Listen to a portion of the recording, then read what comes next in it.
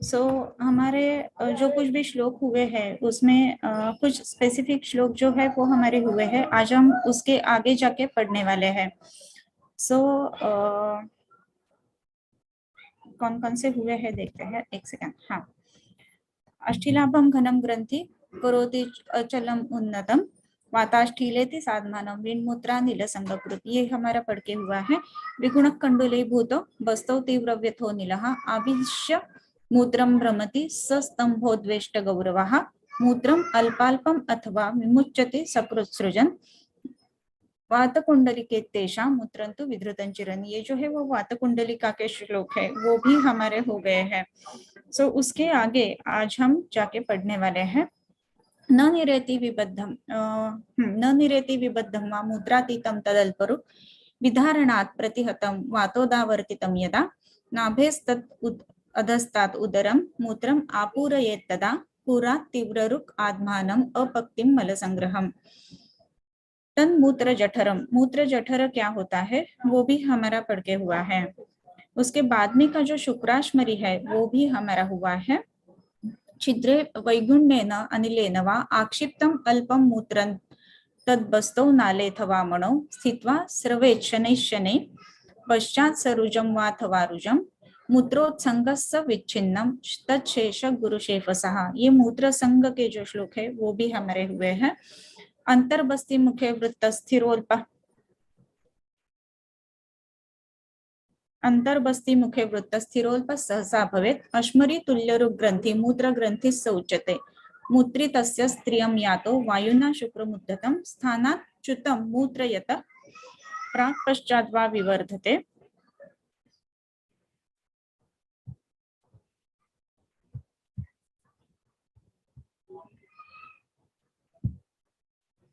भस्मोदक प्रतीकाशम मूत्र शुक्रम तदुच्यते, इसमें मूत्र शुक्र क्या होता है वो हमने देख लिया है।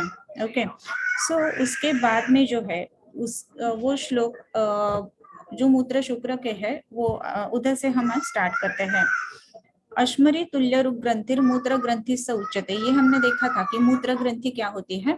उसमें जनरली अष्टिलाभम घनम ग्रंथिम ऐसे जो कहा गया है उसमें मूत्रितस्य स्त्रियं यातो वायुना शुक्रमुद्धतं स्थानाच्युतम मूत्रयत प्राक पश्चात वा विवर्धते। मूत्र संग, मूत्र जठर, ये जो सब है वो हमारा पढ़ के हुआ है। मूत्र जठर में क्या है? मूत्र जठर जब भी हम कहते हैं तो उसमें बेसिकली अगर हम देखेंगे तो वॉल ऑफ जो ब्लैडर है वो एकदम ही उसकी इलास्टिसिटी छोड़ देती है और फिर उसके कारण क्या हो जाता है, छिद्र वैगुण्येन अनिलेन वा आक्षिप्तम अल्पम मूत्रम तद्बस्तौ नाले अथवा मणौ स्थित्वा सवेत् श्रवेत् शनैः, एकदम थोड़ा थोड़ा छोटा छोटा बूंद बूंद ऐसा मूत्र गिरता है, ये जो है उसको मूत्रोत्संग जो है वो कहा गया है। तन मूत्र जठरम, इधर तक एक श्लोक कंप्लीट हो जाता है और फिर आगे का जो है ये मूत्र संग का श्लोक हो जाता है। उसके बाद में जो है विच्छिन्नम समूत्र संगः विच्छिन्न तच्छेष गुरु शेफसः, ये जो कहे गए हैं उसमें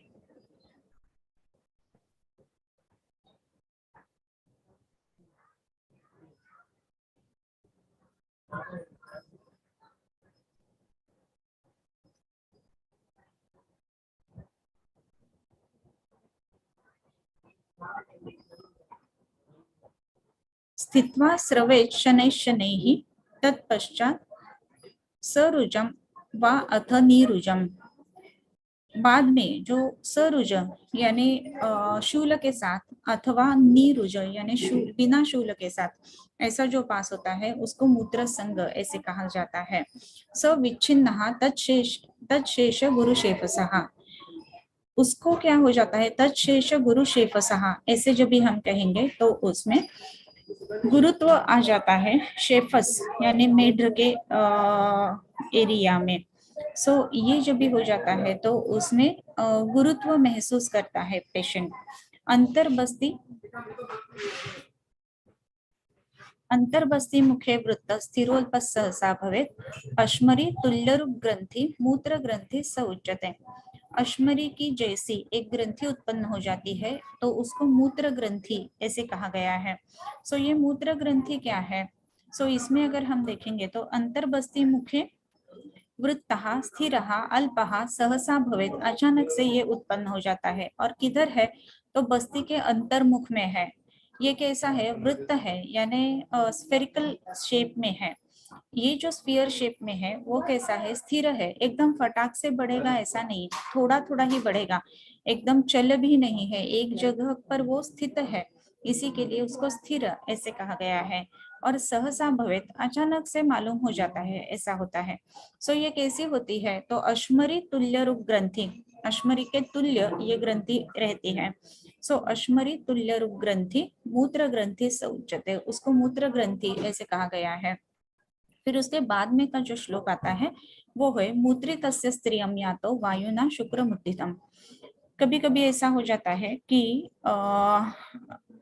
वेग आया है मूत्र प्रवर्तन का, और तभी स्त्री गमन जब भी होता है तो उसमें जो उद्धत शुक्र यानी जो स्थानाच्युत ऐसा जो शुक्र है वो मूत्रतः प्राक पश्चात व प्रवर्तते, मूत्र प्रवृत्ति के समय वो पहले या बाद में ऐसा उसका प्रवर्तन हो जाता है।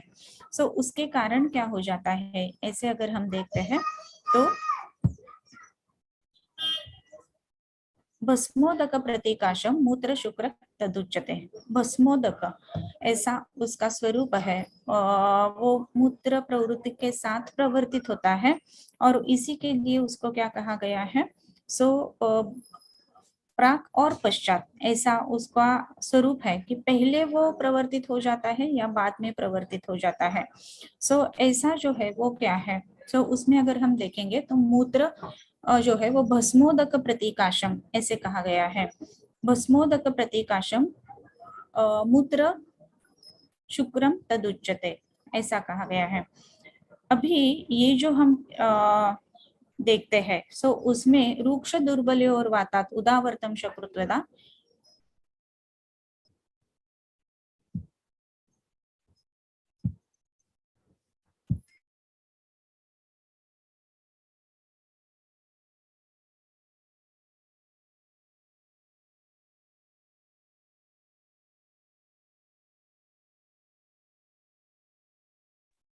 सॉरी। सो इसमें जब भी हम देखते हैं तो उसमें क्या होता है, भस्मोदक प्रतीकाशम मूत्र शुक्रम तदुच्यते, ये भस्मोदक जैसा है और उसको मूत्र शुक्र ऐसे कहा गया है।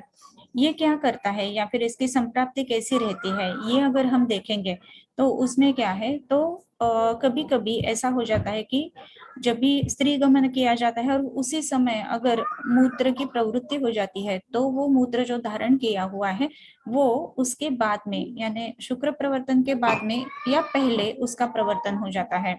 सो ये कैसे दिखता है, तो भस्म के जैसा ये दिखता है, भस्मोदक प्रतीकाशम ऐसे कहा गया है। सो भस्मोदक प्रतीकाशम मूत्र शुक्र तदुच्यते, भस्म के जैसा है ये दिखने के लिए और उसका स्वरूप जो है वो ग्रहीश रहता है और उसी के लिए उसको मूत्र शुक्र ऐसे कहा गया है। फिर उसके बाद में जो श्लोक आते हैं सो उसको अगर हम देखें तो क्या है, तो रूक्ष दुर्बलोयोर्वात उदावर्तम शकृत्यदा मूत्र स्रोतो अनुपार्यति संसृष्टम शकृता तदा मूत्र विट्टुल्य गंधम स्याद विड विघातम तम आदेशेत। अभी ये जो कहे गए हैं सो उसमें क्या हो जाता है, सो उसमें क्या होता है ये अगर हम देखते हैं तो उसमें स्पेसिफिक कुछ बातें कही गई है। सो रूक्ष दुर्बलयोर्वात उदावर्तम शकृत्यता, कभी कभी ऐसा होता है कि शकृत जो है उसमें उदावर्त हो जाता है, यानी शकृत का वेग जो है वो प्रतिहत होता है और उसके कारण उसका वेग जो है वो विकृत हो जाता है, उदावर्तित हो जाता है। सो वो जो विकृत हुआ वेग जो है वो मूत्र स्रोतो अनुपार्यति संसृष्टम, मूत्र स्रोतस में अनुपार्यति यानी मूत्र स्रोतस में प्रविष्ट हो जाता है और इसी के कारण क्या होता है, मूत्रम विट्टुल्य गंधम, मूत्र जो प्रवर्तित होता है वो कैसा होता है, तो वो विट्टुल्य गंध ऐसे होता है, यानी विट यानी पुरुष गंधी ऐसा मूत्र प्रवर्तन होता है। और इसको क्या कहा जाता है, विड विघातम तमादेशेत, इसको विड विघात ऐसा कहा गया है। सो ऐसा क्यों कहा है विड विड विघात, तो इसका कारण है कि विड जो है वो अपना स्थान छोड़ के मूत्र के स्थान में आ रहा है, जिसे हम आजकल की भाषा में फिस्चुला कहेंगे या फिर वेसिको रेक्टल फिस्चुला कहेंगे। ऐसे कुछ फिस्चुला रहते हैं कि जिसमें ये जो पुरुष है वो यूरिन में मिक्स हो रहा है, और इसी के लिए मूत्र में मिक्स होने के कारण ये मूत्र की जो प्रवृत्ति होती है उसको विकृत गंध आती है, पुरुष गंध आती है, और इस पुरुष गंध के कारण उसको विट विघात ऐसे कहा गया है। इसकी चिकित्सा जो है वो भी महत्वपूर्ण रहेगी। उसके बाद में जो आता है तो पित्तम व्यायाम तीक्ष्णोष्ण भोजनाद्व तपादिभिः प्रवृद्धम वायुना क्षिप्तम बस्ति उपस्थितम अर्ति दाहवत मूत्रम प्रवर्तयेत पीतम स रक्तम रक्तमेव वा उष्णम पुनः पुनः कृच्छ्रात् उष्णवातम वदन्तितम। अभी ये जो श्लोक आए हैं वो उष्णवात के हैं। ये उष्णवात कैसे होता है? पित्तम व्यायाम तीक्ष्णोष्ण भोजन अध्व आतपादिभिः प्रवृद्धम, यानी व्यायाम तीक्ष्ण उष्ण भोजन अध्व आतप आदिभिः प्रवृद्धम पित्तम। ये पित्त क्या करते हैं? तो वायुना क्षिप्तम, वायु के कारण वो क्षिप्त हो जाता है, और बस्ति उपस्थितः अर्ति दाहवत, ये बस्ती के जगह पर उपस्थित हो जाता है। फिर मूत्रम प्रवर्तयेत पीतम स रक्तम रक्तमेव वा, ये जो मूत्र की प्रवृत्ति होती है वो कैसी होती है?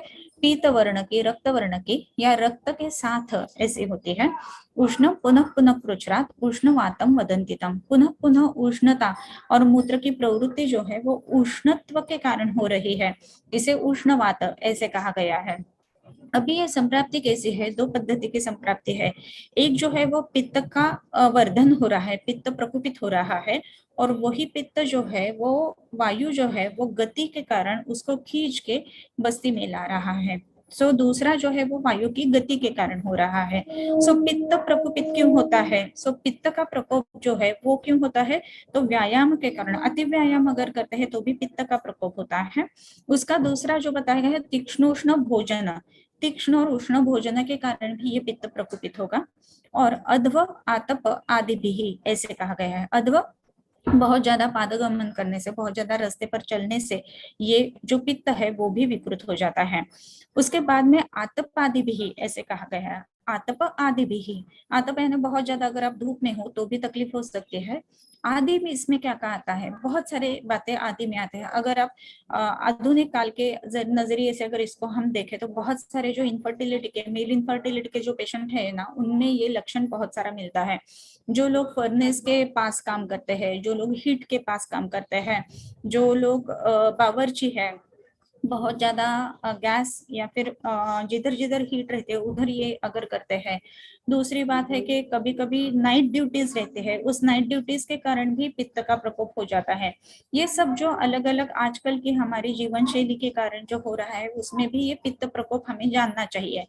खाना भी जो है वो बहुत ज्यादा उष्ण लेना, चाय वगैरह इतनी गर्म लेते हैं कुछ लोग कि उनके गले में ही डायरेक्टली आप छान लो, ऐसा भी चलेगा। इतना अगर गर्म खा रहे हो तो भी तकलीफ होगी। ये जो बातें हैं ये ध्यान में रखना है कि पित्त प्रकोप इनसे हो जाता है। और ये प्रवृद्ध पित्त जो है वो वायुना क्षिप्तम ऐसे कहा गया है।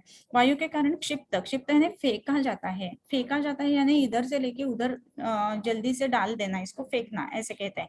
उसके स्थान से निकाल कर बस्ती के स्थान में ये पित्त आ जाता है। तो वो क्या करता है? उपस्थिर दाहवत, उपस्थित रहता है। वो कैसा है? दाहवत, दाह उत्पन्न करने वाला रहता है। ये जब भी दाह उत्पन्न हो जाएगा तो उसको क्या है? और भी तो मूत्रम प्रवर्तयेत पीतम स रक्तम रक्तमेव वा, मूत्र जो है उसकी प्रवृत्ति कैसी होती है? स रक्त या फिर रक्त की ही प्रवृत्ति, यानी bleeding with micturition, bleeding micturition, या फिर थोड़ा थोड़ा उसमें कलर चेंज रहता है, या फिर बहुत ज्यादा येलोइश मिक्चुरेशन रहेगा। ऐसे सब लक्षण जो है वो इसमें देखने के लिए मिलेंगे। उष्णम पुनः पुनः कृच्छ्रात्, और ये कृच्छ्र के, कृच्छ्र यानी मूत्र कृच्छ्र जिसे हम कह सकते हैं, यानी कष्ट से मूत्र प्रवर्तन होना। और ये कष्ट से मूत्र प्रवर्तन जो है वो पुनः पुनः हो रहा है, वारंवार, एक ही बार हो जाता है ऐसा नहीं है, पुनः पुनः ये होता है। ये जो है ये भी ध्यान में रखना है। इसको क्या कहा जाता है? तो उष्णवात ऐसे कहा जाता है। ये जो उष्णवात का जो निदान है ना, वो आजकल की भाषा में अगर हम देखें तो बहुत सारा जो अलग अलग पेशेंट्स है, यूटीआई के पेशेंट जो है वो तो इसमें बैठते हैं। इसके अलावा भी बहुत सारे जो मेल इनफर्टिलिटी के पेशेंट्स है उसमें भी ये लक्षण पाया जाता है। सो इसको क्या कहते हैं, तो उष्णवात ऐसा इसको कहा जाता है। ओके, सो उष्णवातम वदन्ति तम। ओके, उसके बाद में जो आया है, आज हमारे थोड़े ही श्लोक हैं। सो वृक्षस्य क्लांत देहस्य बस्तिस्थो पित्त मरुतौ मूत्रक्षयं सरुग्धाहं जनयेतां तदा भयम्। अभी इसमें क्या होता है, मूत्रक्षयं सरुग्धाहं जनयेताम, मूत्रक्षयं जनयेताम, यानी इसको मूत्रक्षय ऐसा उत्पन्न हो जाता है। क्यों उत्पन्न होता है, वृक्षस्य क्लांत देहस्थ बस्तिस्थो पित्त मारुतौ सरुग्धाहम मूत्रक्षण क्षयम जनयेताम। सो जब भी रुक्षता बहुत ज्यादा शरीर में बढ़ गई है, क्लांत देह से शरीर बहुत ही ज्यादा थका हुआ है, सो बस्तिस्थ पित्त मारत, यानी बस्ती के जगह में, बस्ती में जो पित्तवात है वो सरुग्धाहम, सरुजा और सदाह, पित्त से दाह होगा और वात से रुजा होगी। सो ये वायु और पित्त के कारण दाह और रुजा ये दोनों हो जाती है। और क्या उसमें हो जाता है, तो उसको तद अभयम, यानी उसको आवाहन किया जाता है या फिर नामकरण दिया जाता है। इसका नामकरण क्या है, तो मूत्रक्षय ऐसा उसका नामकरण है। सो मूत्रक्षय कैसे उत्पन्न होता है कि वृक्षस्य, पहली बात उसमें महत्वपूर्ण है कि वृक्षस्य, अगर बहुत ज्यादा पानी पी रहा है या फिर जो अनुपदेश में है, इसको ये नहीं होगा। जनरली अगर हम देखेंगे तो किसको होगा कि जो डेजर्ट जैसे एरिया में है, जो जंगल प्रदेश में है, या फिर बहुत ही ज्यादा जो रुक्ष है, रुक्ष शरीर है जिसका है, जिसने ऑयल वगैरह खाना पूरा ही छोड़ दिया है, ऐसा जो है, और वो जो क्लांत हो जाता है, क्लांत देहस्य यानी बहुत ज्यादा थका हुआ है, यानी डेजर्ट के एरिया में बहुत ज्यादा चला हुआ है, या फिर जिधर बहुत ज्यादा जंगल है, वायु ज्यादा चलती है, ऐसे एरिया में अगर वो ज्यादा चलता है तो बस्तीस्थ जो पित्त मारुत है वो विकृत हो जाते हैं। बस्ती में जो आश्रित पित्त और बस्ती में आश्रित जो वायु है वो दोनों भी विकृत होते हैं। और उस विकृति के कारण क्या होता है, सो रुचा और दाह ये दोनों उत्पन्न हो जाते हैं। अगर हमने देखा तो उष्णवात यानी ऊपर का जो श्लोक देखा था उसमें भी रुजा और दाह ये दोनों है, लेकिन उसमें क्या है, समूत्र और रक्तमेव ऐसे कहा गया है। और उसमें क्या है कि बहुत सारे अलग अलग कार्य करने के कारण पित्त विकृत है। इसमें टिपिकली जो महत्वपूर्ण बात है वो रुक्षस्य ऐसे कहा गया है। रुक्षता अगर बहुत ज्यादा है ना तो ही ये होता है, तो उसको मूत्रक्षय ऐसे कहेंगे। सो रुक्षता के कारण ये मूत्रक्षय क्यों होगा ऐसे अगर हम कहें, तो रुक्षता जो है ना वो शरीर का क्लेद का इंडिकेटर है ऐसे हम कह सकते हैं, राइट। अगर शरीर में क्लेद बहुत ही कम मात्रा में है, रुक्ष शरीर हुआ है, सो शरीर अगर रुक्ष हुआ है तो क्लेद शरीर में ज्यादा नहीं होगा, और क्लेद अगर शरीर में ज्यादा नहीं होगा तो उसके कारण क्या हो जाएगा, सो मूत्र की प्रवृत्ति जो है ना वो ही कम हो जाएगी, और उसमें मूत्रक्षय ये लक्षण हमें देखने के लिए मिलता है। सो मूत्रक्षय, और मूत्रक्षय जब भी हो जाता है ना, सो जो कोई भी मल का कम हो जाता है, तो मूत्र क्षय के जैसे लक्षण है ना, तो उसमें सरुग्धाह ऐसे लक्षण हमें मिलते हैं। वही लक्षण हमें इधर देखने के लिए मिलते हैं, उसको मूत्र क्षय ऐसा व्याधि यानी जो मूत्र रोग है वो कहा जाता है। सो इसमें अगर हम देखेंगे तो वृक्षस्य क्लांत देहस्य बस्तस्थो पित्त मारुतो मूत्र क्षयम सरुग्धाहम जनयेताम तदा भयम। ओके, सो मूत्र क्षय ऐसा ये निदान हो जाता है। उसके बाद में जो है वो पित्तम कफो द्वौ अपि वा संहन्येते अनिलेन चेत कृच्छ्रां तन्मूत्रं तदा पीतं रक्तं श्वेतं घनं सृजेत सदाह रोचनाशंख चूर्णवर्णं भवेच्च तत् शुष्कं समस्तवर्णं वा मूत्रसादं वदन्ति तम्। इसको क्या कहते हैं, मूत्र सादम वदंतितम, इसको मूत्र साद ऐसे कहा गया है। ये मूत्र साद की संप्राप्ति कैसी रहती है वो भी हम देखते हैं। अभी इस अध्याय में अगर हम पूरे देखें तो मूत्र रोग निदान या फिर मूत्राघात निदान ऐसे कहा गया है। हर एक जो संप्राप्ति है, हर एक जो प्रोनाउंसिएशन है, हर एक जो नामकरण किया हुआ है, ये अलग अलग व्याधि दर्शाता है, न कि केवल लक्षण दर्शाता है। सो ये मूत्र साध नामक व्याधि है। ये व्याधि कैसे हो जाता है, सो पित्तम कफो द्वौ अपि संहन्यते अनिलेन चित, पित्त और कफ ये दोनों जो है वो वायु से मिश्रित हो जाते हैं। संहन्यते अनिलेन, सौहन्य एते अनिलेन, वो सौहन यानी उसके साथ में मिलके कृच्छ्रात् मूत्रम तदा पीतम रक्तम श्वेतम घनम सृजेत। उसमें जो मूत्र की प्रवृत्ति होती है वो कृच्छ्र से होती है, कष्ट से होती है, और पीत वर्ण की, श्वेत वर्ण की, रक्त वर्ण की या फिर घनता उसमें ज्यादा रहती है। अगर घनता का हम इधर विषय सोचे या फिर उसको सोचे तो स्पेसिफिक ग्रेविटी, अगर हम यूरिन की टेस्ट भी लेते हैं जो माइक्रोस्कोपिक और यूरिन रूटीन करते हैं, तो उसमें भी स्पेसिफिक ग्रेविटी ज्यादा है ऐसा हमें देखने के लिए मिलता है। और ये कलर चेंजेस जो रहते हैं कि जो येलो है, डार्क येलो है, रेड है, या फिर एकदम ही व्हाइट है, या फिर बहुत ज्यादा गाढ़ा है, जो कहा गया है कि घनम। सो अगर गाढ़ा है तो उसमें जनरली देखा जाता है कि एल्ब्यूमिन प्रेजेंट ऐसा रिपोर्ट आता है, या फिर 3+4+ एल्ब्यूमिन है ऐसा रिपोर्ट आ जाता है।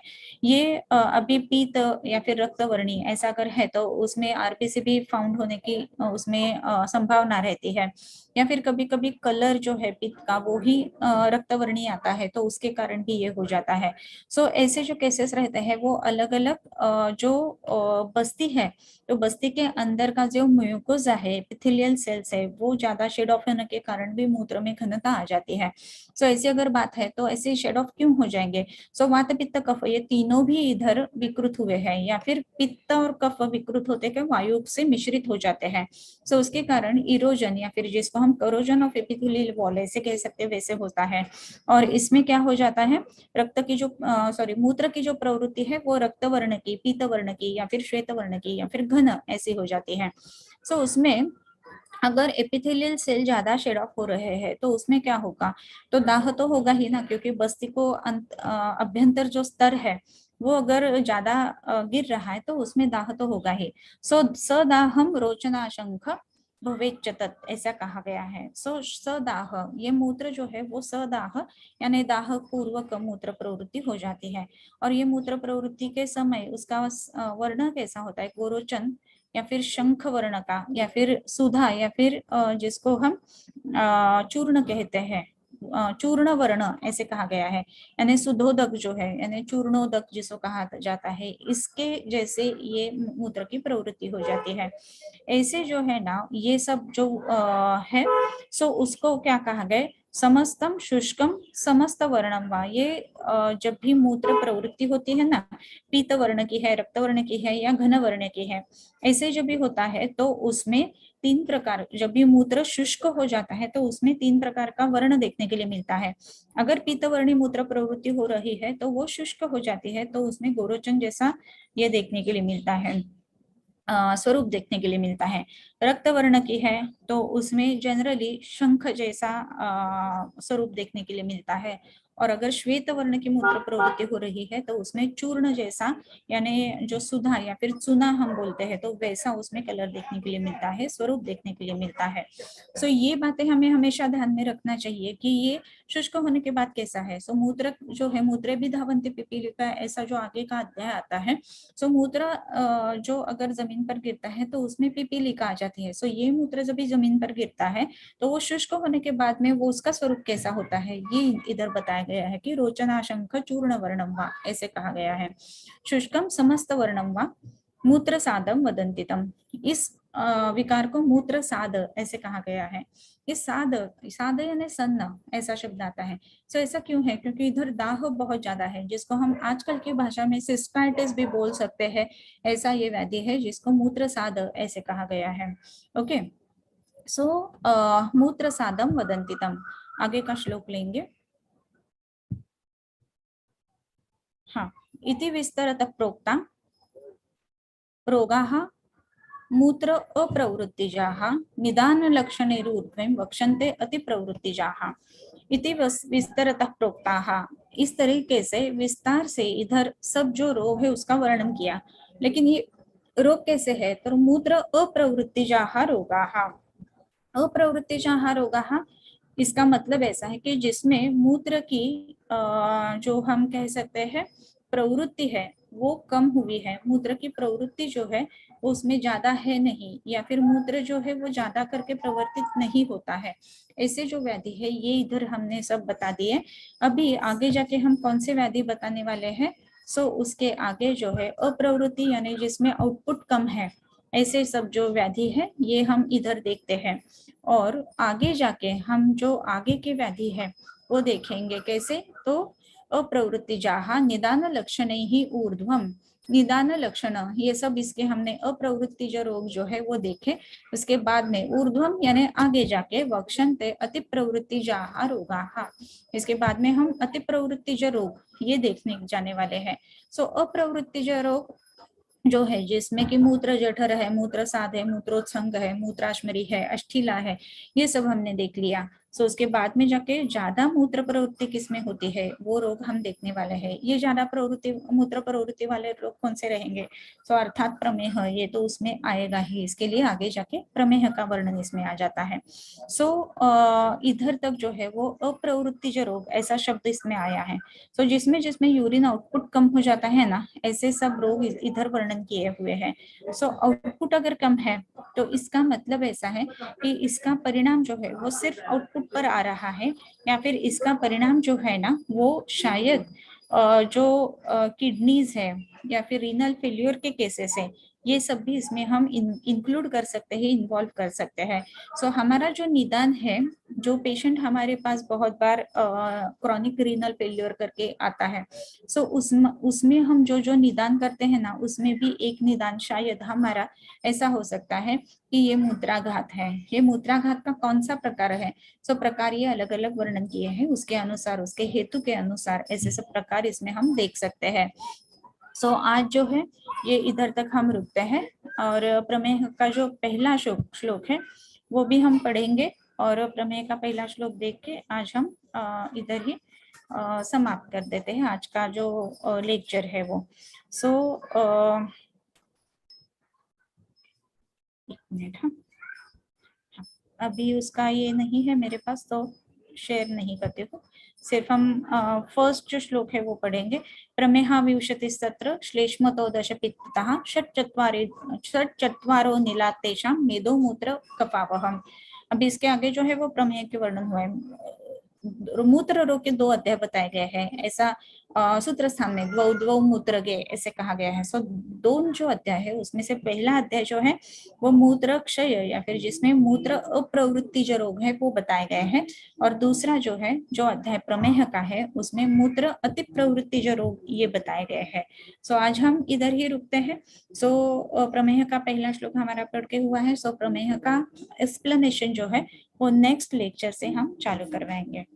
किं बहुना तुमचे केले धर्म कीर्तन हे सिद्धी गेले, तेथ माझे जीवरेले पायिकपण आता विश्वात्मके दैवे, नेणे वाग्यज्ञे तोषावे तोषोनी मज द्यावे पसाय दानहे, जे खळांची व्यंकटी सांडो तया सत्कर्मी रती वाढो, भूता परस्परे पडो मैत्र जीवांचे, दुरितांचे तिमिर जावो विश्वस्वधर्म सूरे पाहो, जो जे वांछील तो तेलाहो प्राणिजात वर्षत सकळ मंगळी, ईश्वर निष्ठांची मांदियाळी अनवरत भूमंडळी भेटतू भूता, चला कल्पतरूंचे आरव चेतना चिंतामणींचे गाव, बोलते जे अर्णव पियुषांचे चंद्रमे जे अलांछन, मार्तंड जे तापहीन ते सर्वाही सदा सज्जन सोय रे होतू, किंबहुना सर्व सुखी पूर्ण होनी तिही लोकी, भजिजो आदि पुरुखी अखंडिता आणि ग्रंथ उपजविये विशेषी लोकी इये, दृष्टा दृष्ट विजय हुआ वेजी, येथ म्हणे श्री विश्वेश्वरावो हा होईल दान पसावो, येणेवरे ज्ञान देवो सुखिया झाला, येणेवरे ज्ञान देवो सुखिया झाला, येणेवरे ज्ञान देवो सुखिया झाला।